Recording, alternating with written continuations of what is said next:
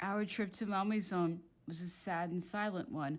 When my mother entered that house where she'd been so happy, her heart was heavy with grief. "If he is happy," she said to me, "I shall not regret what I have done." As she spoke, her eyes constantly filled with tears. The day after she had left the Tuileries, the emperor came to see her. Her attitude in receiving formally the man who only 24 hours before had been her husband was widely commented on. The emperor took her hand and chatted with her for a long time as they walked about near the chateau. Every day he sent her a messenger bearing a letter in which he complained of being lonely and said how much he was missing her. He went to the Trianon and asked us to come and see him there. I accompanied my mother. The interview was a touching one. The emperor wished my mother to stay to dinner. As usual, he sat opposite her. Nothing seemed to have changed. The Queen of Naples and I were the only other guests. The emperor's pages and the prefect of the palace were as usual in attendance. No one spoke. My mother was unable to swallow a mouthful, and I looked as though I was about to faint. The emperor several times wiped his eyes without saying a word. We left immediately after dinner. My mother afterwards reminded me of the tears she had seen in the eyes of the man for whom she still cared. She seemed to find a moment's comfort in perceiving that he shared her regrets for the past. But time went on, letters became more rare, and she still waited for them. There was a little room from which she could get a view of the high road. Every time she heard that there was to be a hunt in the forest of Saint-Germain, she would remain at the window till she had seen the emperor's carriage pass and repass. I began to fear that her sacrifice was costing dearer than I had first thought it would. My brother and I united our efforts to find something to amuse her. She appeared to resign herself little by little to her fate, though for a long while the slightest sign of interest on the emperor's part was sufficient to satisfy her and renew her courage. Moreover, Malmaison was constantly full of a crowd of people who, whether they were petty tradesmen or cabinet ministers or marshals of France, brought her the homage of their respectful devotion. When the weather became colder, she expressed a desire to return to the Élysée. The emperor consented and came to see her there once or twice. I had not left my mother's side for a single day when I received from the emperor the notification of my appointment as Princess Protectrice of the School for the Daughters of the Members of the Legion of Honor. He had from the first intended that I should hold that post, which attracted me all the more as it placed the daughters of the heroes of France under my protection and guardianship. I called one evening on the emperor to express my thanks. He appeared annoyed that I had not returned before to see him. He thought I was angry, and I was only sad, which was all the more natural after that fruitless effort on my part to obtain a separation when he had indicated that he wished, on the contrary, to reconcile me with the king. I constantly found myself having to bear both my worries in regard to my husband and his own troubles resulting from what had taken place in Holland. Although I knew nothing about politics, I grasped the fact that the king wished to be an independent ruler, free to promote the happiness of his subjects as he thought best, and without being forced to submit to the wishes of the court of France. This was doubtless a very natural desire, and one which sprang from an almost servile attachment to what he considered his duty, to those new obligations assumed on ascending the throne. But how could he expect to maintain his independence at a time when all the other sovereigns of Europe were forced to agree, even against their will, to the wishes of the man who had conquered them? I said one day to one of the cabinet ministers who had come to complain about the emperor's severity that he must know I never took any part whatsoever in politics, and that my husband was receiving bad advice. Perhaps had he possessed a force capable of resisting that of the emperor, he might have separated the politics of Holland from those of France if he judged this was advisable. But since he was not strong enough to do so, he was obliged frankly to ally himself with France. If he did so, even though it proved a costly operation, Holland might hope to secure certain advantages from the continually growing power of its neighbor. But if he acted differently, the emperor might become irritated and annex a country which did not fall in with his plans. Thus the king, though acting with the best of intentions, might do the greatest harm possible to Holland by compromising her independence. This was the one and only talk regarding affairs of state I ever had with any of the Dutch ministers. I ought probably to have shown more interest in public matters which affected my family, but I thought they were no concern of mine. A convenient idea when one has a lazy mind which places its conception of happiness elsewhere than in rank and power. My mother was much interested to know who was to take her place. She inquired carefully regarding all the eligible princesses in Europe. One day, Madame de Metternich called and spoke to her at length about the Archduchess Marie-Louise. My mother seemed to consider her the most suitable person the emperor could choose. Madame de Metternich wrote her husband about this conversation. She received an answer which she showed me on account of the liking she had had for me ever since I took her part when everyone else was avoiding her. According to this letter, her husband had shown his sovereign the benefits that would accrue to the states over which he ruled, and the happiness his daughter would have if she were chosen by the Emperor Napoleon as his wife. The Emperor of Austria seemed quite willing to bestow the hand of the Archduchess on Napoleon if he asked for it. Only his wife, the Empress, made certain objections. A few moments' conversation with Monsieur de Metternich was enough to overcome these. This letter had been shown that morning to Monsieur de Talleyrand. Without a doubt, the Emperor was informed of its contents, for I heard from my brother that he had been ordered by the Emperor to present to the Prince of Schwarzenberg, the Austrian ambassador, a formal request for the hand of the Archduchess Marie-Louise. A few days before, a cabinet meeting had been called to discuss whether it would be preferable to choose the Russian or the Austrian princess. The opinion of the cabinet was divided. Those who, like my brother, preferred the Austrian gave as the reason the fact that there was no point of contact between Russia and France, and not the slightest danger of hostilities arising between these two countries. It was far more useful, they said, to fuse into a close alliance the interests of Austria and France, which had in the past provoked friction, and which continued to offer constant possibilities of conflict. This last argument proved convincing, the more so as there was the question of the difference of religion. It being understood that a Russian princess would not change her faith, and it would not do to allow a priest of the Greek church to come between husband and wife. It was therefore decided that the Archduchess Marie-Louise should become Empress of France, and that the Queen of Naples was to go to the Austrian frontier to meet her. The Prince of Neuchâtel was sent to convey the Emperor's procuration of the Archduke Charles, who was to represent the Emperor of the French at the ceremonies in Vienna. As for the Emperor, his attention was entirely taken up by the thought of his young wife. It seemed as though he could never obtain enough details about her. Whenever a page or an aide-de-camp returned after taking a letter or a present to her, he would be overwhelmed with questions. All agreed in saying that she had a good figure, was blonde, had a fresh complexion, and a pretty foot, but no one dared claim she was pretty. Monsieur de Talleyrand one day repeated to me one of these reports, which a young aide-de-camp had made to the Emperor in his presence. "Tell me frankly," said the Emperor, "how do you like the Empress Marie-Louise?" "Very much, sire." "Very much does not convey any information. Let me see. How tall is she?" "Sire, she is about as tall as—" Here he hesitated a moment and added, "as tall as the Queen of Holland." "Ah, that is very nice. What color is her hair?" "Blonde. About like that of the Queen of Holland." "Very well. And what sort of skin has she?" "Very white." "And her complexion?"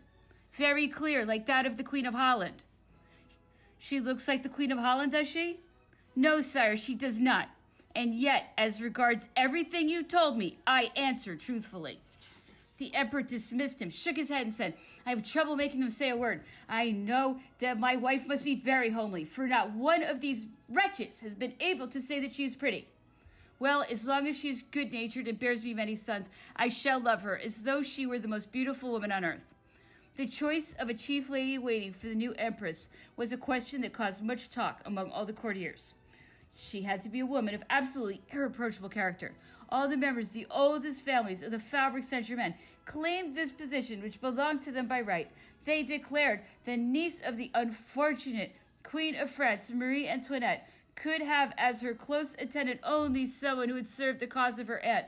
On the other hand, The military men and the nobles of the new regime distrusted the members of the old court party and feared the snubbing they might receive from the old aristocrats. The emperor's choice was the wisest possible. No one had thought of it, and everyone approved of it. The Duchess of Montebello had, since the death of her husband, Marshal Lannes, lived in retirement, her only interest being the education of her children. Admired by all, still young and beautiful, her appointment proved the emperor did not forget those heroes who had died for their country's cause, and that he did not want to place near his young wife any person whose reminiscences might have caused her to not like all French people equally. Never before had such luxury been displayed as that which was to accompany the emperor's marriage. Nothing seemed too fine for the empress, and the emperor took pains over the smallest details of everything that concerned her, as though he had nothing else to think about. The king and queen of Westphalia, the queen of Spain, the king and queen of Naples, the duchess of Tuscany, the prince and princess of Baden, the princess Pauline, and my husband met in the evening at the Tuileries. I spent my time between my mother and these gatherings, which the presence of my husband made rather embarrassing for me. At one of them, which I happened to attend, the emperor was in especially high spirits. From now on, he declared, people must find me charming. My serious and solemn manner will not please a young woman. She probably enjoys the pastimes of youth. Come, Hortense, you are a dancer. Teach me how to waltz. The proposition of the emperor struck me as so amazing that we both burst out laughing. It was not a joke. He meant what he said seriously. I gave him lessons for 2 evenings. He had little natural skill and laughed himself at his clumsiness. Pretty soon he grew tired of the idea, saying, let each age do what it suits it best. I am too old. Moreover, I can see that I was never meant to be a success as a dancer. My brother had gone back to Italy, whence he was to return with his wife to attend the wedding. I received a letter from him which pained me deeply, as it announced that General de Brock, who had participated in the German campaign under his orders, had fallen severely ill while at Milan. I could not keep this bad news from my dear friend. She immediately left to nurse her beloved husband, but at Cambacérès she met my brother and my sister-in-law, who informed her of the general's death. She was mad with grief. I shared her distress as though it had been my own. Never did I see a more deep or enduring sorrow. It did not, however, affect either her health or her beauty. This doubtless was the happy result of the tears which she was able to shed freely. I had never met my sister-in-law before, but had been constantly hearing about her. The happiness she had brought my brother was enough in itself to make me fond of her. I went to meet her on the way to Fontainebleau and found her much as she had been described. Her beauty and the freshness of her complexion were remarkable. Although very tall and thin, her figure was so well proportioned that she did not seem in the least grotesque. She was always at ease and most considerate toward others. In every respect she made an ideal princess, and I have heard this opinion repeated by others, even by the emperor himself. We became sincerely attached to one another, as much so as two people can who have common interests in the same reactions but lack any knowledge of each other's early lives, which have been spent in different surroundings. Nor can a person who has known only happiness understand another whose life has been darkened by constant misfortunes. The Empress Josephine went to Navarre, a chateau near Evreux, in order not to be too close to Paris during the wedding festivities. According to our policy of appearing entirely to approve of the marriage, my brother and I had agreed to be present. In order to do so, we first went to Compiègne with the emperor and all his family. The imperial court was at this time a remarkable spectacle. Nowhere in Europe could be found a more numerous gathering of women distinguished by their beauty and intelligence. The emperor's officers had married into all classes of society. They had been influenced neither by family nor by fortune, but entirely by the personal qualities of their companions. Italy and Germany had also contributed to the French court all they possessed in the way of charm, wit, and beauty. For the princesses occupying foreign thrones sought to surround themselves with the elite of their new dominions. No assembly will ever compare, I believe, with this one, as a picture of youth, riches, and all the forms of physical beauty and all the delights of the mind. The empress was approaching Compiègne. Every day the emperor received a letter from her, which he seemed to find satisfactory. Her passage everywhere was greeted with joyful demonstrations, and she must have enjoyed this continuous ovation. As for me, yielding my habit of judging others by myself, I found myself pitying her. I remembered my own marriage, the ideas that I had held as to the happiness it was to bring me. I thought she might hold these same ideas. How, I said to myself, can she, after having been brought up to hate the enemy of her family and of her country, expect to love the emperor? It is impossible. The match is a purely political one. I pictured her as being unhappy and thought of her as a victim. She began to attract me, and I found myself waiting for her arrival, as one does for that of someone whom you look forward to meeting. I did not remember sufficiently that for a princess, ambition is the most powerful of all emotions, and the highest throne is always the one to which she most ardently aspires. She expects it will bring her the greatest happiness, since she knows in advance that her heart has nothing to say about choosing the man she marries. It is a wise and necessary education that emphasizes the importance of the grandeur that lies before her and the noble use she may make of the power she will be called upon to wield. In other words, that teaches her how to make the most of what fate holds in store for her. At Compiègne, although my husband and I lived under the same roof, we saw each other only at night in the emperor's drawing room, where all the family generally gathered. He never spoke to me, and indeed I was not seemed to be included in the subjects in which he was interested. One day, the King of Westphalia sent me an invitation to lunch the following day. I accepted and found myself with my husband and the King and Queen. I realized that the meeting had been planned in advance. The very thought of a possible discussion made me feel uneasy. However, the ordeal had to be faced. The King and Queen left the room, and we were alone. Madame, said my husband, for a long time I have been wishing to speak to you. The emperor was unwilling to agree to a separation, which we both desired. Therefore, it appears you cannot be free of your husband. What happens? Do you expect to find in a reconciliation? I replied. I know there is no hope for one, and it is not I that I'm asking, but you are Queen of Holland. It is there you should live, and I will not allow you to do otherwise. What reasons make you wish to have me there? If you are so alarmed at the idea of my being at the emperor's court, I do not insist on remaining here. My mother lives in retirement. I am prepared to stay with her. I can do nothing to make you happy. Let me end my days quietly. Do not think any more about me. Imagine that I have died. That is quite different, he answered promptly. Look at what the Emperor of Austria has done. He remarried immediately. I do not know how this last sentence escaped him, but it strengthened my conviction that this love of his for me, which I had heard so much about, had ceased to exist. In its place was another feeling so acutely hostile that I had reason to fear it. All his conversation was about the necessity of my returning to Holland and the power he possessed to make me do so. Later, I was forced to resist the most pressing entreaties on the part of my husband's family. I replied to each of them that I believed he was capable of doing anything in order to hurt me, but that if he were not king of the country in which he lived, I might be willing to go there in the hope of obtaining from some all-powerful judge at least a recognition of my rights. But what could I expect at the hands of a man who treated me as though I were his bitterest enemy? I wrote the emperor a despairing letter. He did not answer me. Finally, even my brother undertook to patch up a partial truce. I related to him in detail all that I had endured, but how was I to make him understand? One must have lived through such tortures in order to conceive them. People fancy that emotion blinds persons who complain. In attempting to save their reputation, perhaps one brings about their death. Eugène kept repeating to me, make this last effort on account of what people will think. They do not know how many times you've tried to improve this impossible character. You are blamed because people do not know you better. Show how brave you are, and if you cannot win from your husband a little domestic happiness, at least your perseverance will have given you the right to live alone, quiet and respected by all.